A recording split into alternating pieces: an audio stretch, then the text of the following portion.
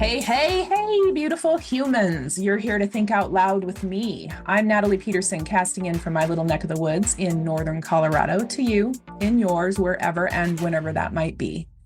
This digital adventure is my solution of turning years of internal chatter, wondering, silent suffering, and physical and mental close calls into enlightening and empowering conversations with others. Lived experience holds a unique and irreplaceable value in the tapestry of human existence. It's through our personal journeys, filled with triumphs, failures, joys, and sorrows, that we gain a profound understanding of life. These experiences shape who we are, inform our perspectives, and deepen our empathy, making us richer in wisdom and more connected to the world around us. Lived experience is the ultimate teacher. It offers lessons that no textbook can replicate, providing insights grounded in reality. Theoretical knowledge has its place, but it is lived experience that brings these theories to life. It is one thing to read about love, loss, or resilience. It's quite another to feel them deeply, to navigate their complexities firsthand. This embodied knowledge is invaluable, fostering a nuanced understanding that goes beyond the superficial. Moreover, lived experience builds resilience. Every challenge we face and overcome fortifies our character, teaching us how to adapt and persevere. These experiences serve as a testament to our strength and capability, reminding us of our ability to endure and thrive, even in adversity. This resilience is not just personal, it becomes a source of inspiration and support for others, demonstrating the power of the human spirit. Finally, lived experience empowers us to make meaningful contributions to the world, to be empathic. And is it empathic or empathetic? Might have to re-record that one. Both are correct. Well, there we go. Our unique perspectives and insights born from our personal journeys enable us to offer solutions and ideas that are grounded in reality. This authenticity resonates deeply with others, fostering trust and credibility. By embracing and valuing our lived experiences, we are not only enriching our own lives, but also contributing to the collective wisdom of humanity. In essence, lived experience is a treasure trove of wisdom, resilience, empathy, and authenticity. It shapes us, it teaches us, and it connects us in ways that are profoundly human. Embracing the value of our personal journeys allows us to live more fully and contribute more meaningfully to the world around us. Some of us are on a mission to bring voice to lived experiences, putting a microphone in front of humans to share stories and relatable journeys with the world. We have a particular level of curiosity and knack for engagement that draws out characters and plots and allows us to fade into scenes of life that are especially meaningful and packed with perspective. I'm one of those people. My guest today is another.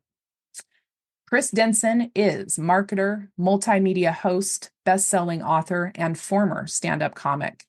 He has spent his career building better companies, launching new ideas, and giving rise to cultural tastemakers through awe-inspired experiences, content, and advisory. Echoing an award-winning career across entertainment, marketing, media, and technology industries, Chris has valuable insights, practices, and resources to thrive in an always evolving cultural and technological landscape. He has done this alongside the United Nations, Fast Company, Omnicom Media Group, Mullen Lowe, the Emmys, Cannes Lions, Mass Challenge, HubSpot, Google Launchpad, the Obama administration, and he's authored the 2018 #1 best-selling book, 10 Essential Rules for Breaking Essential Rules. He's also trained and experienced in trauma response, body movement, meditation, and psychedelic facilitation. Chris grew up in Detroit, currently lives in Los Angeles, where I met him many, many years ago. It was 2011, 2012, and Chris was just getting momentum as an innovation influencer. He's covered some serious ground since then, and I'm thrilled to be reconnecting. Chris, we made it. I stalked you. I cornered you. I threatened you, I think even. Think out loud with me, man. Hey. Okay, baby reindeer. Um, I, I appreciate the baby reindeer treatment. Thank you. You are recently off of a trip all the way across to the other side of the planet. which you do often. I think you flit about. I think I mispronounced it even after practicing before we hit record. Can lions. Yes, it happens to the best of us. Don't worry about it. I can't even imagine how many people screw that up. It's an international festival. I'm sure people have heard of it, but don't actually have a clue what the fuck it is. It's an international festival of creativity and Yeah. has to be like a massive playpen for somebody like you. Tell us about your trip. It's funny for people who don't like. I usually just say it's kind of like the Oscars for marketing and advertising. So like every brand, every platform, every ad technology, every VC venture capital, like it's just this amalgamation of culture to come to see like what types of creativity is pushing culture forward. And they like you can win everything from a platinum lion to a titanium lion to probably like aluminum. I don't know what the lower tiers are. I've never won one. I've been working with Cannes Lions for about 6 years now. And in that first year, they started doing a live television broadcast. So we did for the first 2 years, a live broadcast to close to 100 countries because it's truly international. Like, a lot of people said like the International House of Pancakes because it's really just pancakes. I don't know.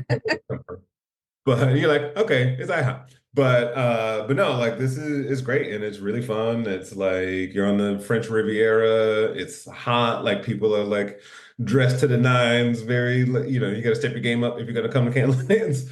And there's rosé all day. There's just so much that happens there. But it is, in terms of like for those of us who are curious about ideas and how they work and who makes them happen and how they do that, like that's where the playground is. It's like Mhm. you're in a great environment, yes, but it's the putting the heads together and the sort of serendipity that happens on a street corner or walking down the hallway somewhere or eating at a restaurant. You're like, oh, and that's the part I love the most.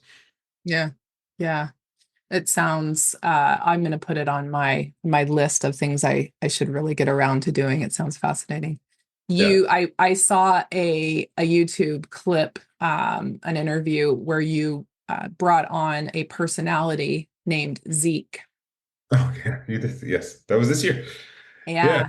Yeah, to help you host some interviews. What a trip. He was quite intelligent. He kept interrupting, sometimes not so gracefully. Tell me about that.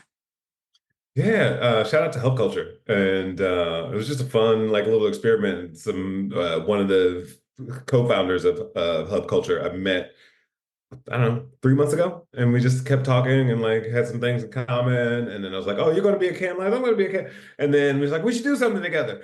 And I was like, oh, what if we did like a late night talk show and we use because they just have this new they've been working on this AI for like 3 years. But it's mostly text-based. And they're like, oh, we've been thinking about giving it a voice. That would be really cool if we had like a co-host for a late night talk show. And less sort of business speak at on the show, but like treat it like a Graham Norton would, where it's just like, oh, we got a couch and everybody keeps joining the couch, but Zeke will be this thing. Funny story is, didn't hear from them for like 2 weeks. So I'm Wow. like, I guess we're not doing this. I go to France. I get there a couple days early before we're doing the other stuff that I'm actually there for, and I get a text message on Sunday, right before it starts on Monday, like, "Hey, what are we doing with this?" I'm like, "I don't put it." Like, and I just had enough free time to go see their space, and we decided to do it on Wednesday night. I was like, "This okay? That'll work." And it was still going to be text based. And so Wednesday morning, I get a text message like, "We got the voice to work." I'm like, okay. So I got there an Wow. hour before I asked the guests to show up. And we just did a little test run to see how it worked with like just the internet alone, like you're borrowing internet. It's not some home-based thing. How does the voice work? Does it remember things, et cetera, et cetera? How does it communicate? Does it do so we got like limited amount of test run, and then I invited Shingy, who's an advertising legend. David Shing is his name. Some friends of mine who run a company called Concreates, which uses incarcerated and formerly incarcerated talent for their marketing and agency folks, and then the head of programming from Cannes Lions. And Beautiful. and we just had a blast. And Zeke was funny at one point. So I don't know how familiar you are with the Kendrick and Drake beef, but at one point they were like, "Hey Zeke, do you like? Can you do you know the lyrics to They Not Like Us?" And Zeke starts doing the lyric, which also has the N word in it. So you're like, so we had this moment where we're like, "Oh, Zeke said it," and then it was just. But the really cool thing was, hey, we got live experimentation. I think when you're in the innovation economy in any way, or just in life, you're like, I want to do this. Like being willing to test it and just see what happens and not say, oh, it has to be perfect and it has to be. And there was a company who was there in the audience, and there was probably like five people from this company, and they were like, "Oh, we have an AI as well, and it doesn't." They weren't flexing, but they were definitely like, "It doesn't interrupt. It talks to me," and I'm like, "Is it out?"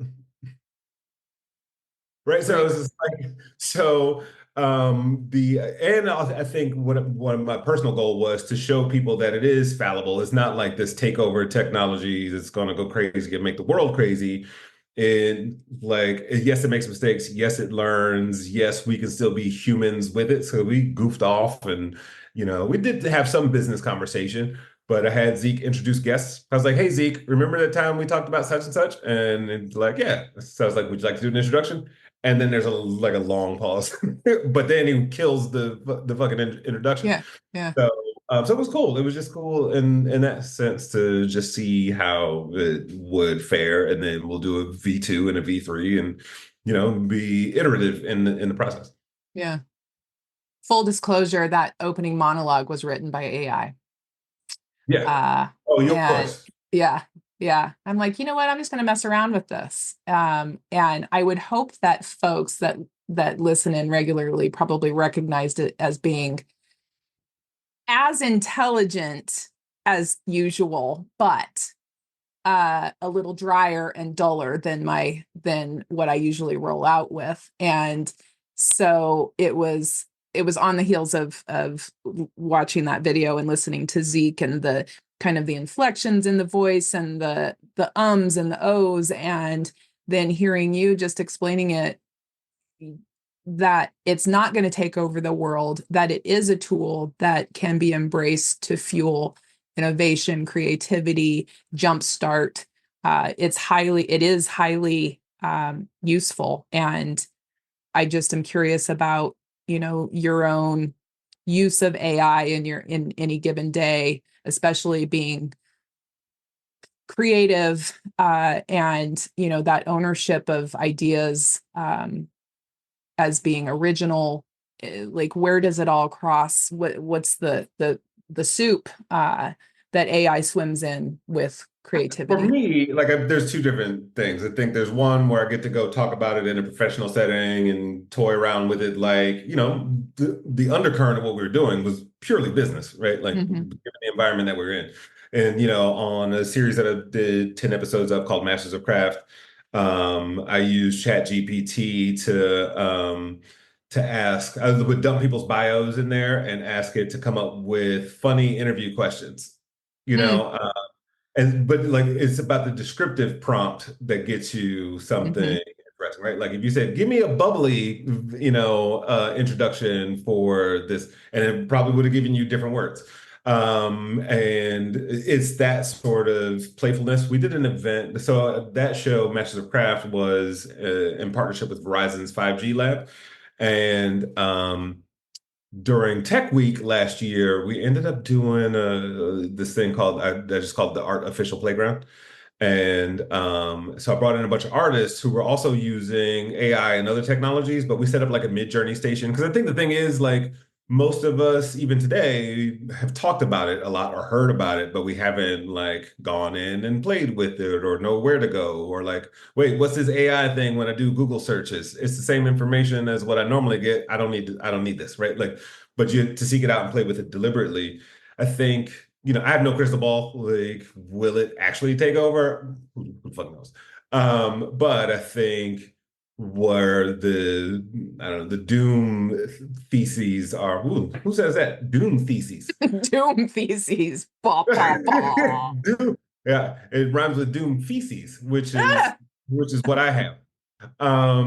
but no, it's like this doom rhetoric around like, oh, all these jobs are going to be lost, and like what our real fear is our inability to like be productive, have a job, provide for our families, et cetera, et cetera. But if you think about the history of, industrial revolutions, it's like all these industries get disrupted and entire industries are lost. Hmm. There's nobody riding around on horses delivering mail anymore. So whoever during the Pony Express, when there was like somebody was a horse farmer and they were training horses to carry mail loads, and they probably had like a massive amount of business, and then the steam engine came along and they're like, fuck, right? Like, what are we gonna do? So that's when we got glue. No, um, but yeah, it's just like so that's where I start to play around with it. And then I'm an ambassador for a company called Hannibal AI based out of Atlanta.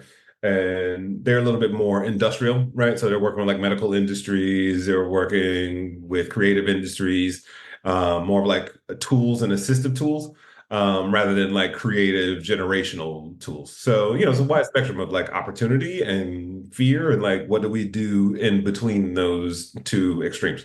Hmm. Hmm. Well, I think what lands with me based on that is the the tool of it, well, you say it as I told you, I read your book, and I think you say it in there, people are not scared of change. It's the transition, right, that makes Absolutely. people that makes people uncomfortable. It's like, what is this new thing? I don't like it. It's going to replace me. It's going to, give me a headache, and my kids are going to grow up zombies, and, so on and so forth. And in fact, as I've come to incorporate it into my day, I'm finding it incredibly helpful.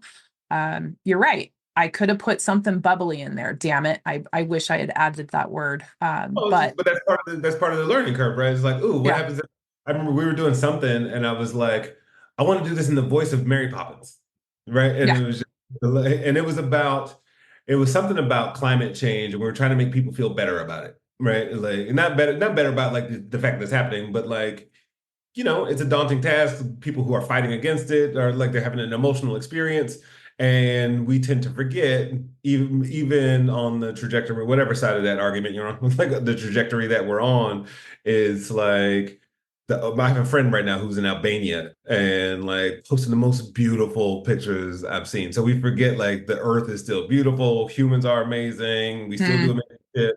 There's another side to it, right?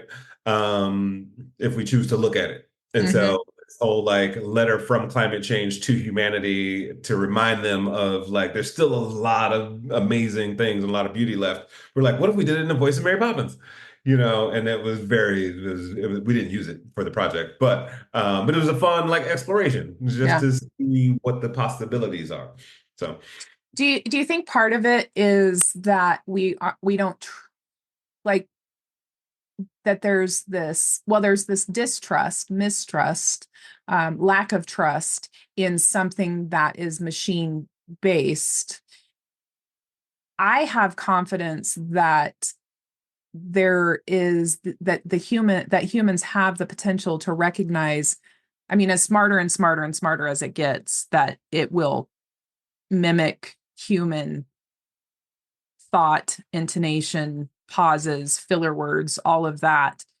But at the end of the day, I trust myself to seek out human to human interaction, to understand when I'm reading something that's potentially generated by a computer, and to take it a step deeper and say, I'm going to take this to a human and engage with it. That I'm not going to become a robot myself, I guess is where I'm going with it. That it's going to take out human interaction, and leave us shells of skeletons just transacting with, just holding up our phones and saying, here's what I meant to say. yeah.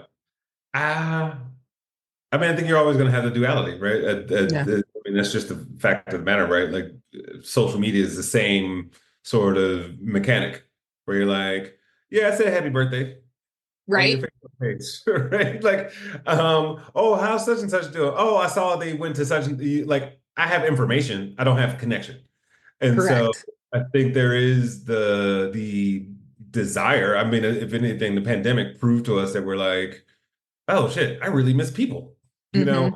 I'm thankful we have these tools. I'm thankful we can do talk to grandma on Zoom on the baby's birthday, right? Like that is imagine going through the pandemic and it was 1984, right? Like you'd have been like just phone calls. That's Right? it, right? Unless you're some like crazy billionaire mad scientist and you're like, I've invented the video phone. Um, but so thankfully, as a generation, we went through it at this time where we have Yeah. like the connectivity ever, and we all learned how to like work from home and set up offices and learn new skill sets and learn who we are in isolation. And some of us had very difficult times than others. I'm not ignoring that, but I think you start to lean into like the realm of her when remember that movie. Yes. Joaquin Phoenix had a job writing letters, like from people to another, and like those people weren't really writing the letters. But I think that's the whole thing. It's like you buy a card because it says the thing you want to say, right? Like if it's Mm, somebody's birthday, finding the perfect card is like, oh my gosh, this is exactly what I wanted to say. Here you go. You can tell when somebody didn't put a lot of thought into, they just grabbed one and were running towards very the good point. Yeah. so then that's what I like to do. I just like to when it's on sort of the fearful side of things. I'm like, we've experienced this before, just with different medium experiences, et cetera. I remember like when you and I were working together, it was like YouTube was really taking off. And Hmm. studios were afraid of YouTube. The video game publishers were afraid of YouTube. Like, as a parent, you're afraid of YouTube, and nobody died. We're all fine-ish. I think there's other things at play that make us, a little bit more hesitant Right. to engage. But we've been through these cycles of change before. We just Yeah. forget. Yeah. My son has a YouTube channel that he started unbeknownst. Uh, and he has, huh? Cutie cute. Cutie Cute. Okay. Yes. Shout out to Cutie Cute. Uh, I'm cringe according to Cutie Cute. That sounds But the accurate. goal, there's no way you can not be cringe as a parent. It's a dial of how cringe you are. And so the goal is to keep the dial low on cringe. So anyway, educate. That's what I do. Mhm. But this young man had his own YouTube channel, and we watched some of his old running around with my iPad. And this little stinker crawled into underneath the road and into a culvert. I'm not kidding you, and is like screaming at cars. That's very funny though. That's really it's a good one. It's risky and it's a lot of work, but it's Like, what are you dangerous. doing? Was the Yeah, hair dangerous? And where was mom? yeah.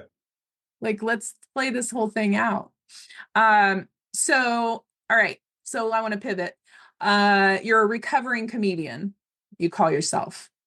Do you still call yourself that? For my bio, yes. But humor is my first love, Yeah. like I Yeah.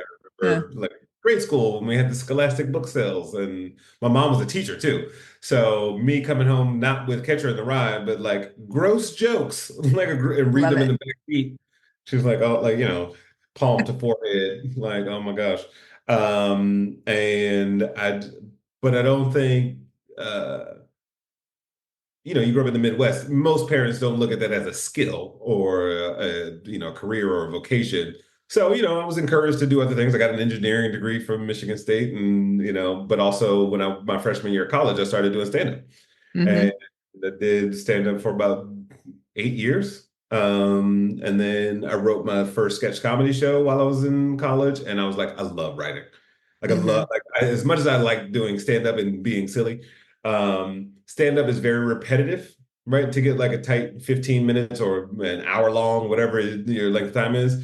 is so much repeating of the same information, fine tuning each bit of it, which I 1,000% respect. It like I'm like I like to be one or two and then I'm done.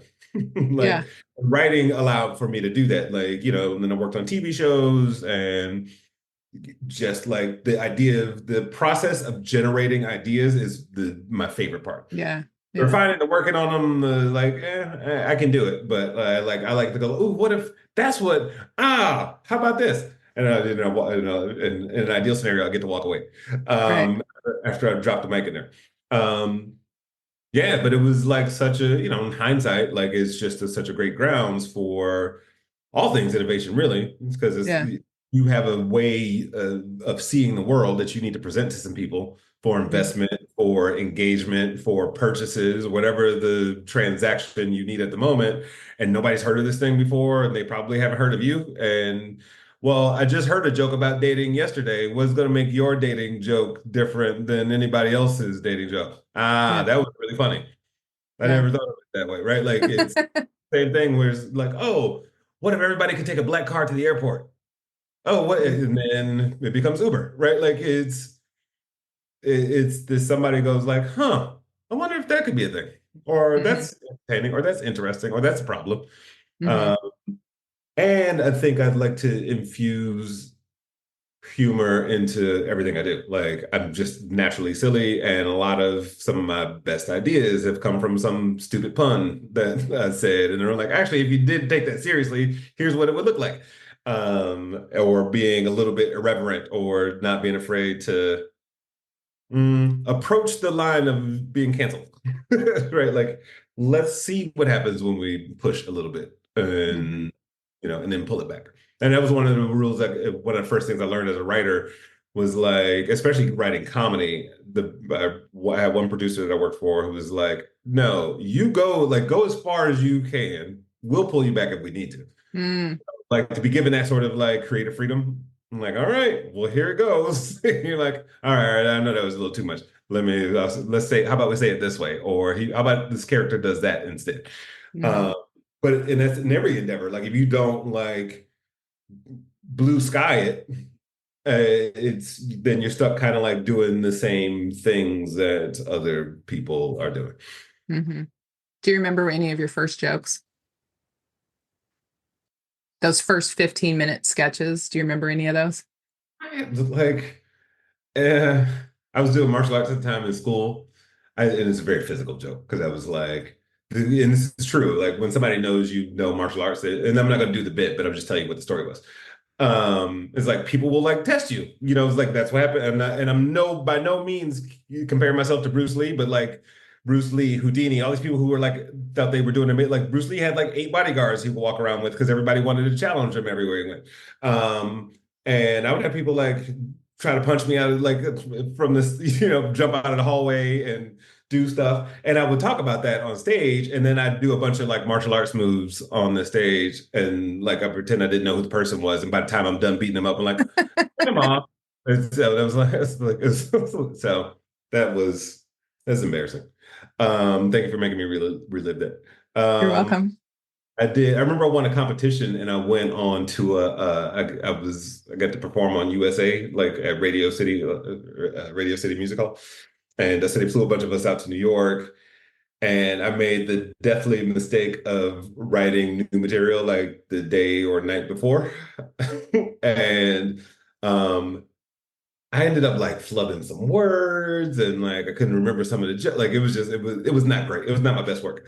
And I remember my brother called me who has a very mean sense of humor and he like kind of roasted me on it and I was like, "Oh man." So there's different levels of Yeah. public and private failure, I Yeah. guess. Well, but I mean, to your point, stand-up comedy is this metaphor for life, right? And I think where I am part of my backstory is battling imposter syndrome. And I would think that the having having the guts and the you know what, I'm going to throw this out there, or having the permission from somebody to say go and just go bonkers. We'll be the ones to pull you back. That there has to be almost, I mean, well, it's being yourself. It's absolutely being yourself, unadulterated and unapologetically, without this fear of, I mean, you're always, I think there's probably a you've got your own governor, if you will, on let's say on the ethical side of things, or right. But that aside, that the freedom that comes with that kind of artistry and that kind of engagement has got to be, is like, for someone like me, I think about it and it's like something I've always, just go do it, Natalie. Like, you have great ideas, Natalie. Just get up on the stage, Natalie. I mean, even when I called you, or I reached out to you when I was thinking about launching this podcast, and I was like, how do I do it? And what's the secret? Tell me, right? I'm like, tell me, I'm a grasshopper and you are my, right?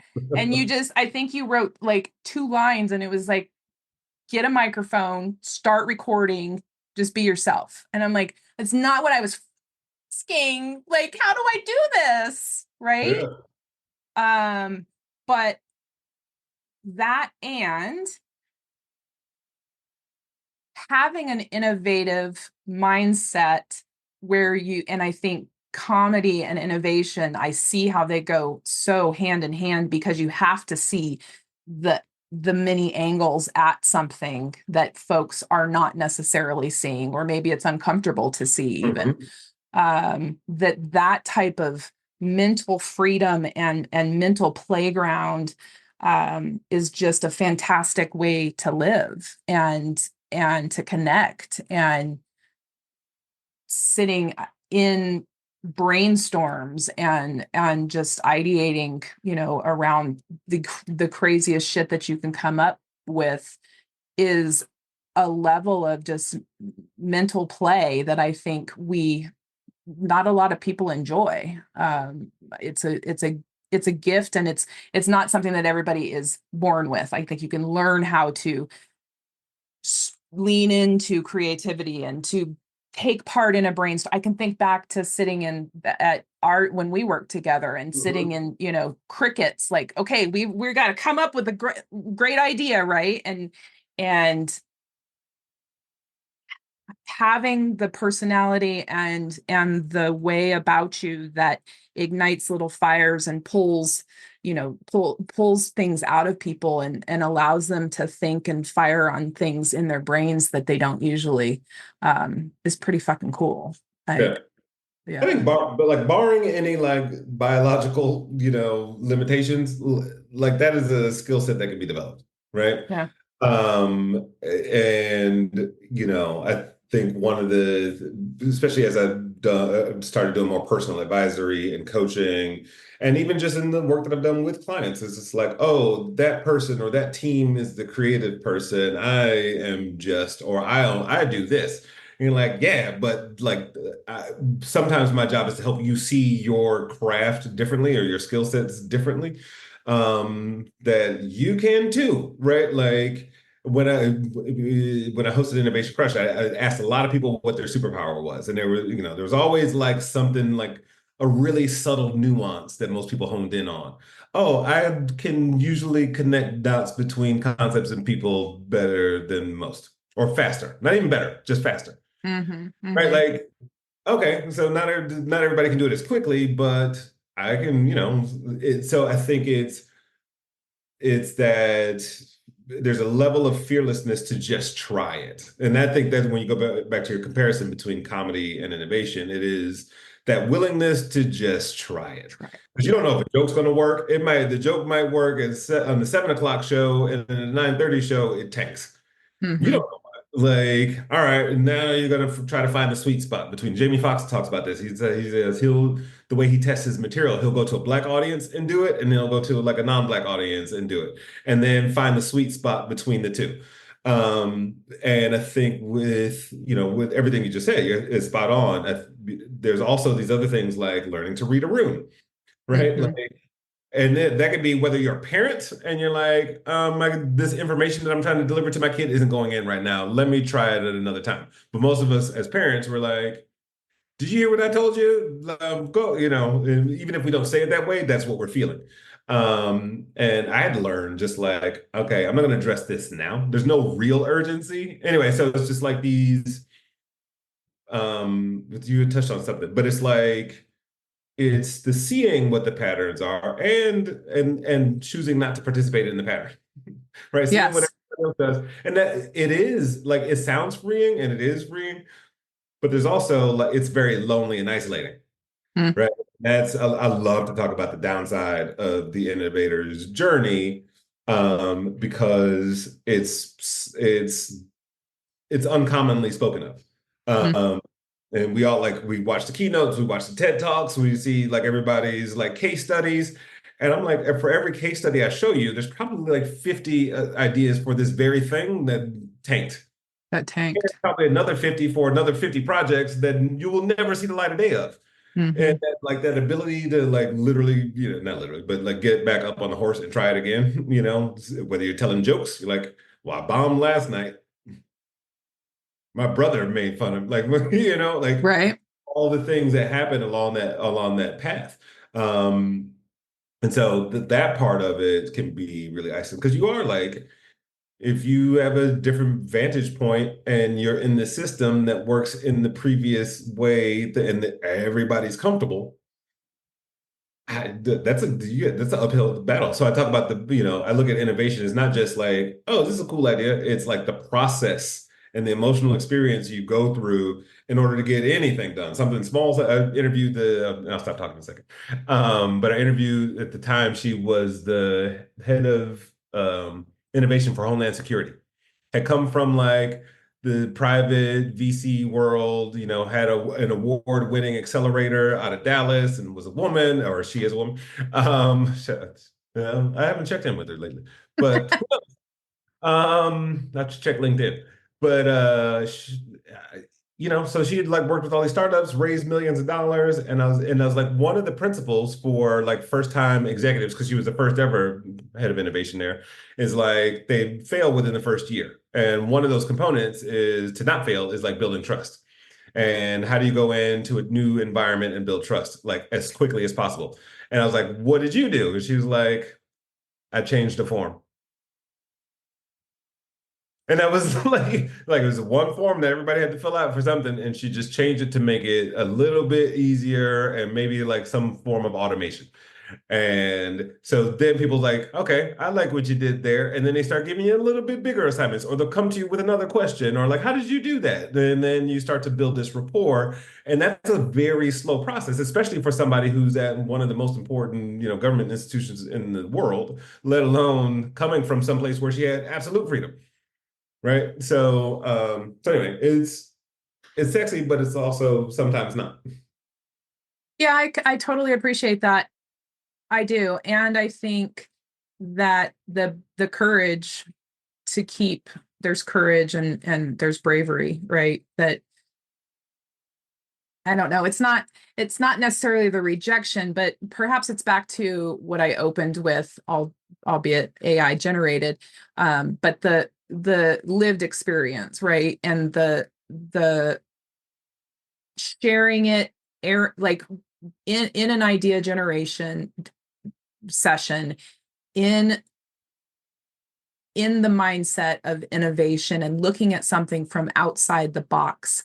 I think lived experience plays a key role in that because you can say that doesn't apply to everybody, that doesn't apply to me. And if I were to come at this from my own version of events, this would be what I would suggest. The person that thinks that, then finding the courage to open their mouth and do something about it is next level. Sharing it, that's what I'm saying, sharing it, airing it. I think that there is a ton of advancement in, those of us all of us sharing our stories. It also is something to do in all parts of our lives, our Oh, yeah. careers, our parent, right? Absolutely. I could not agree more. I think humanizing anybody's expertise or experience, or this, like you go to these conferences and you watch people speak, and you're like, I want to do that. And like, I love like finding out where the bodies are buried, you know, Yes.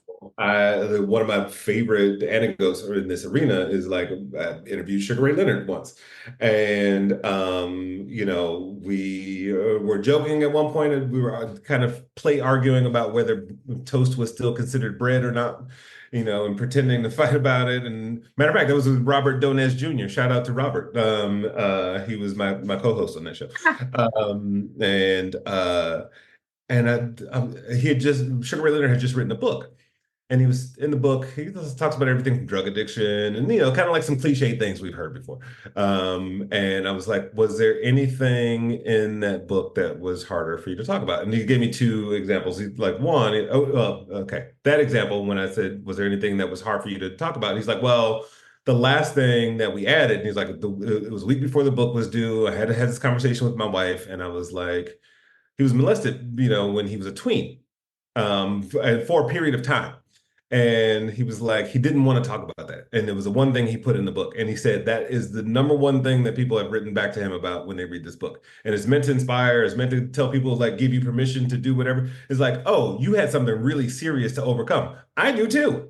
Right. Like, other than like, okay, I need to train, I need to like eat better, I need to, like we say, I need. And even on the eating side of things, I was like, people look at boxers specifically or individuals like, oh, look at what such and such did, right? It's like, but very rarely in individual sports do they say like, who's around you? And he's like, I've had Hmm. literally take McDonald's out of my hand as I'm going to bite it. And in order to keep him in shape and on and quote unquote disciplined, it's not some amazing self discipline he has. It's like somebody had to slap it out of his hand. So Right. okay, cool. I don't have to be 100% on all the time. I just need to like understand that the system is fallible. And I'm part of the system, and like I'm just going to continue to do my best each time. And sometimes I'm like, maybe I do want to eat a cheeseburger and sit on the couch and not go to Hmm. work out that day. And that is also okay. Hmm. Hmm. Shout out to Robert. Shout out to Sugar Ray, and anybody that you've mentioned. There's a saying, in order to love who you are, you can't hate the experiences that shape you. Absolutely not. Right. Right. Absolutely. Um, yeah. So, which let's shift and talk to me about you've mentioned it really quickly, just this, well, it's an umbrella, it's mental health, it's um isolation, it's human to human connection. I'd love to know what you're dabbling in, where you're taking yourself, where you're taking all of this beautiful connection that you've had and turning it into um, ways to help others.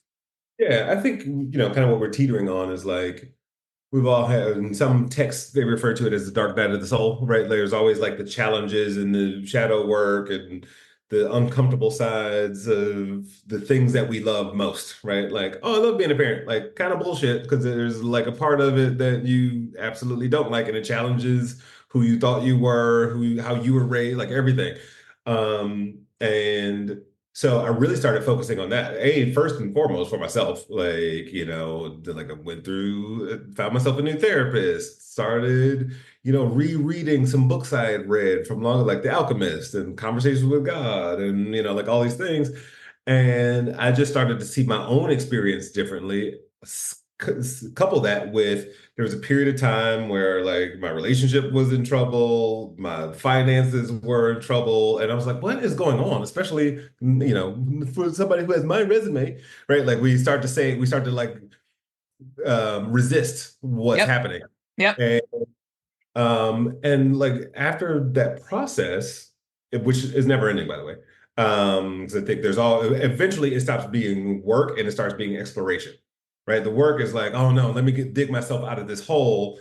Then once you're out of the hole, you still have the shovel, and you're like, sometimes you keep digging, and sometimes you're like, let me put this down and see what's around here, and still use those same sorts of the things I've learned in a positive, like in a not so heavy context. That's where you get people say, I already did that, or I already went to such and such. I've already dealt with that. It's like, yeah, but not like just because you have a muscle doesn't mean you can't continue to grow it. Yeah. So I, took a 75-hour course in like trauma recovery, specifically around trauma of money. But if you're doing 3 hours a week for 15 weeks, you're also dealing in like with somatic responses and, hierarchical, like patriarchal. That word's a mouthful. It But like is all literally and the things figuratively. that like our collective trauma, our individual trauma, family, et cetera, how that shows up in the workplace. Even in trauma money is like if you're running a company and you're the CEO and every other sentence out of your mouth is like, we need to make these numbers, we need to make these numbers, we're not going to be able to, like, there's something else going on. In Mhm. addition to like, yes, there's a real need there, but what the emotional experience of urgency is, I always say like hard work doesn't have to feel hard. Mhm. And so how do you do that? So I did that. I had my own first, mushroom experience, and then decided to get trained in that because I was like, more people of color need to know about what this is, and have this as an option for like clarity is really the optimal word that I like to use. Through everything I do is like I'm trying to help people see new levels of clarity in whatever their endeavors are. And so I have a handful of clients that I work with in that capacity. And then I just started to put it all together, and I created something last year called Visionology. And Visionology is kind of like my personal advisory. And I try not to say coaching because it's so cliche. And when people hear coach, they go like, yeah, okay, I see what you do. But it's like, but specifically for people in the innovation economy. So, because I know that journey personally. I know what life can be like. It's just like, your vanilla life, and I know what the work Mhm. life can be like. And how it can be challenging at every level of the game. So, I have like millionaire clients. I have people who are just starting out, and I've worked with a couple of organizations already.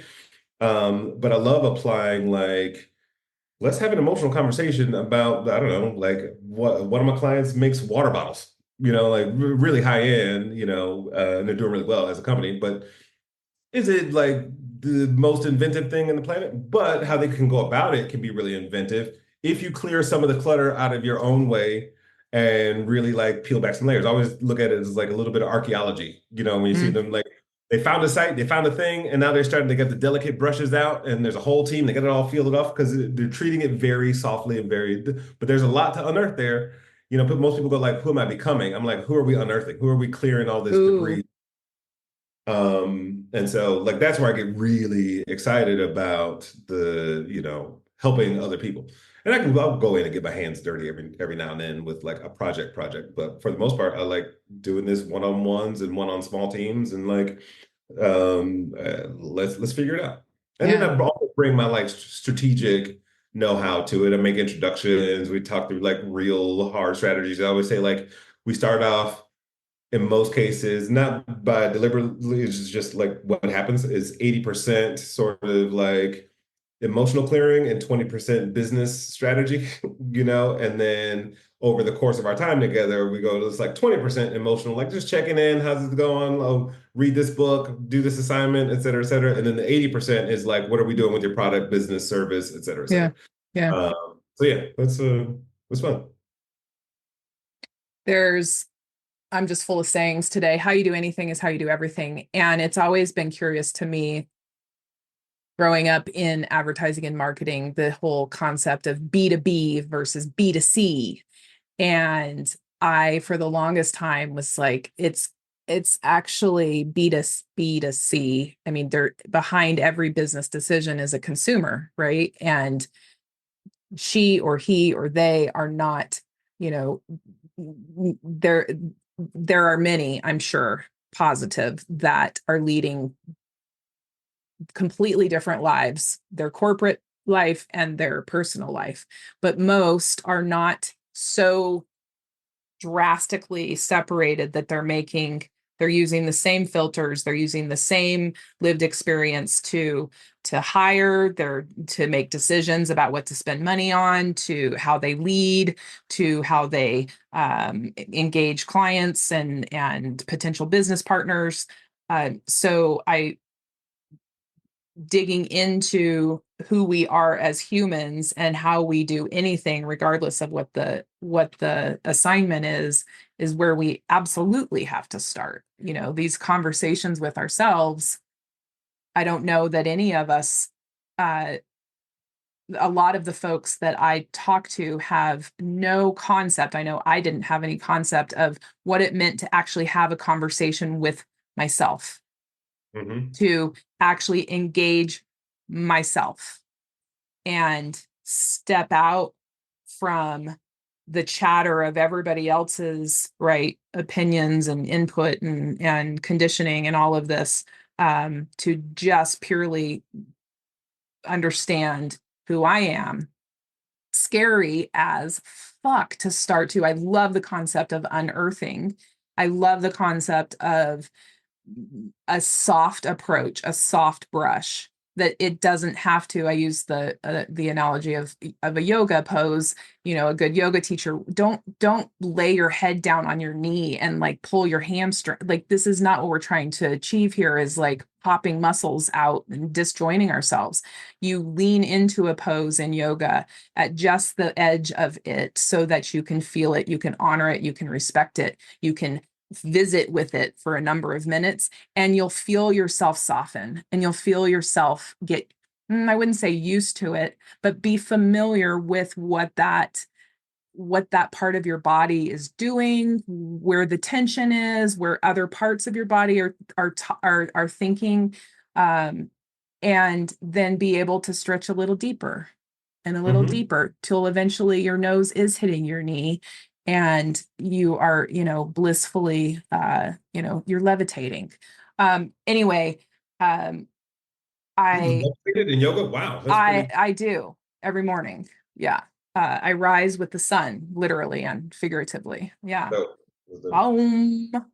Um, so the 80/20 that you're describing, like, yeah, at the end of the day, I have to get business done, but the human underneath it all, has to be in the best shape ever. How do you, Would do that easier, like with more freedom, even if it's just internal. But sorry, yeah. go ahead. Yeah. No, I just and ask you how you mentioned therapy, you mentioned mushroom experience. What's your daily fitness schedule? Do you have a mental fitness schedule? I do. I wake up, hopefully, and I usually wake up pretty early, naturally between 5:30 and 6:30. If I have like sometimes it's more deliberate, like I said in the alarm. But I grab my AirPods and pop them in, and I have the Chopra app that I use as meditation because they have a different morning meditation each day, and I never know what the theme is going to be. And it's not long, so I'll do that. I'll do some journaling. I do a gratitude list, and usually on the day before, and it could be something small like, oh, my son ate all of his vegetables. I've never put that on there, but as an example, or it could be like I closed the deal. Like it's this wide spectrum of things that I would say gratitude and or joy. The other list is like some affirmations which evolve and change over time, but usually it gets very repetitive for a long period of time. Then third is just like more for, I don't know, just thoughts, and sometimes I have them, sometimes I'm exploring something. It might be challenging. It might be those conversations that you're talking about. It might be like something I want to talk to myself about, or my Hmm. inner child, or somebody I have beef with, and I don't want like whatever it might be. And I do that, and I'll do like a 10-minute silent meditation, at least 10 minutes. I'll go anywhere from 10 to 20, depending on the day. And then there's a lot of mornings where I get up and I'll go to yoga or I go to something more aggressive. There's this boxing gym down the street where I'll go to their strengthening and conditioning workouts, so I don't have to like punch bags. But those get pretty aggressive. So between like my yoga, which I 1,000% like understand the softness of it, and it's a Hmm. really fucking hard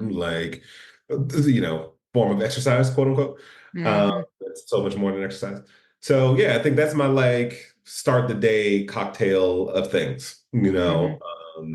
Wish I started my day with a cocktail. And a Um, cigar. exactly. Soon enough. Soon as the apocalypse happens after this election. But then I'll wake up with a cigar and bourbon. Like, But yeah, like that's how I start my day. It's like just a cool reset, and like sometimes I go in different directions with the meditation. Like one of the things we start talking about imposter syndrome and all the things that come along with it, or all the variations that it's called by other names, it's like there was one point where I started practicing self-love, which was one of the most uncomfortable sensations to like truly practice it and go love, say I love you to yourself the way Yep. and feel the way you would about a spouse or significant other. That was bizarre and hard, and but then it was like great on the, Yeah. so Mm. Your working visionology is your, we're not going to call it coaching. It's mentorship, personal advisory. personal advisory. Doesn't sound cool to be like, oh, I have my personal advisor said. I Uh, adore that. so Yeah, I do. I've been playing with the word mentor. I too am a little sensitive around the concept of a coach. Yeah, but in this era, like for people who are those of us who are lucky enough to like encounter some form of assistance in that way, I think there are a lot of people who are mislabeling or abusing the yeah, titles, yeah, right? And so, I mean, even in the mushroom space, I don't like refer to myself as a therapist or a guide, or I don't use any like certificate language, right. like other than facilitation. And we talk about what that means. And I'm social, as socially malleable and vocationally malleable I am. I think it's the same way when I'm showing up with people and I'm like, all right, Hmm. where are you? Okay, here's some things I think I know. Take it with a grain of salt, throw it out the window. I don't like, let's just have an exchange. And if it wakes anything in you, great. If not, like it's your experience. And I'm just here to make sure like it doesn't go bad. Hmm. And but most people go like, I'm the pathway, or not most. There are some people who do that, or I'm a marketing guru. Come Right.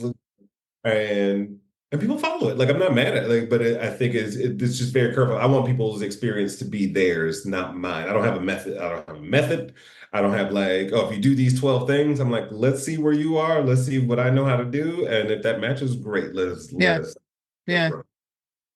I just watched the Oprah Prince Harry, The Me You Can't See, and Oh yeah. it was interesting. It was a good watch, and they talk about whether you call it mental illness, mental health, mental challenge. Um, that this doctor that they had on, he says, I use the words that my clients use. That's I don't have any I don't have any leaning towards any of it. It's more, how do you identify what you're going through? I will commit to using that language and whatever helps to bring it bring it forward. So I thought that Well, was like interesting. I have a client who's mm, I want to say this well, like a pretty well known like therapist, Hmm. and it's like I'm almost intimidated because I know she knows so much, but the fact that we're like she's seeking my assistance, like that's another form of imposter syndrome because Yep. like I assume you're very well versed in all these things, and but most of us are like really good at doing stuff. This goes back to a point you made earlier. We're so used to like external output and Hmm. increase and validation and like, hey, Natalie, good job. Thank you. I'm going to stick around here a little bit longer because you appreciate what I did. That like, do I even like this? Right. I like what I'm doing, or do I like the feeling of somebody applauding me? And that feeling of applause isn't going to last too long because eventually, like the questions and the discomfort keep like tapping you on the shoulder, and so it's that. But that's how we live, Especially if you're a parent, like you're like doing for kids, you're showing up at school. What's the teacher saying? What I got to get back to work because my boss is going to be mad. Like, when is there time really for you to go like, hey, Chris, what? You all right? Right. Uh, so anyway, yes, I appreciate you for that prompt. Yeah. Yeah. So is there a second book? What's next? Where will we see you? Are you hiring? Are you adopting? Well, I'm on a bit of a hiatus for the next 12 weeks. I'm writing on a TV show. Nice. Completely different world, which I love. Other than because last week was our first week. Other than like blue sky ideation and relearning or revisiting certain things that I've done in certain contexts in a different domain, right? Where like no, I like truly no idea is a bad idea. I mean, we're throwing out garbage, right? Like all day long. Like these are like we go from 10 a.m. to 5 p.m. with Yeah. an hour long lunch break in a virtual, in a virtual room. And it's fun, but we're all like we're shooting the shit half the time. And then we're like, hey, what if this character did that? They did that last season, but what if they did this? And I think you apply that to education, you apply it to artificial intelligence, you apply it to like nobody's like hard up about, oh, it has to be this way. And if we don't, then like we know what our limitations are. We have a lot of limitations based on the production budget and the number of locations that we have and so on and so forth. It's all the things you experience in a business context. We don't have enough money, a big enough team, we don't, not enough time, et cetera, et cetera. Mm-hmm. But Mm-hmm. to do that in a different sport, it's like, oh, Mm-hmm. like it's like it's why a lot of athletes go to different kinds of workouts. So you hear like football, the cliche of football players taking ballet. Right. It's about balance and using these like micro muscles that you haven't. So anyway, that's what I've been doing now, and potentially a second book. I've been toying around with the concept, and that's it. I got a couple like speaking. I'm going to Guatemala in a little while, which is gonna be fun for a little speaking gig, and I don't know, Nice. just live my life, man. ChrisDenson.co. And you are on Instagram, you're on LinkedIn. Are there other handles that you want to share where Just people on, can connect I, with you? I enjoy ology, so Densonology. I'm on most platforms, and yeah, that's you. I think you named them all. I Nice. moved. I recently moved from Twitter to Threads, but I haven't been very active with that as Yeah. so. Well, I know that the Visionology is you've got some introductory offers and you've got information if your vibe is if someone is picking up on your vibe and hearing. I would love that they know how to get in touch. So I'll put all of this in the show notes. And thank you. Thank you. I'm glad we got to finally do this. It's been a long time coming, and I It missed you. has. I missed you too. And I think back to that chapter of life, and there's a whole nother cast that could be Mhm. recorded. And yeah, a number of topics that I think we could probably have several conversations around. But I appreciate you. I know that you're a good human doing good stuff out there, and to take time out with me, I really do appreciate you. So, Woo. woo. And want to say thank you, folks, for thinking out loud with me today and with my guest, Chris Denson. Given how many choices you have to spend your time, I'm honored you've been listening in. Until Also, we visit again. Oh, I was just gonna say, also, I like looking at your grandmother's bloomers in the background. Now, yes, now you get to explain it to your audience on at some other point. my grandmother's bloomers are I've never heard them called bloomers, but they are in fact her bloomers. I have my grandmother's 1960 something swimsuit shadow boxed. I'm one of those dorks that likes to put knickknacks behind frames and hang them on the wall. Yeah, so that's what's sitting on my shoulder, my grandma Natalie. Yes, thank you, Chris. And until we visit again, go live with love and intention. And please, please, please, I beg of you, don't let anyone mess with your flow. Big hugs, big love. Bye, friends.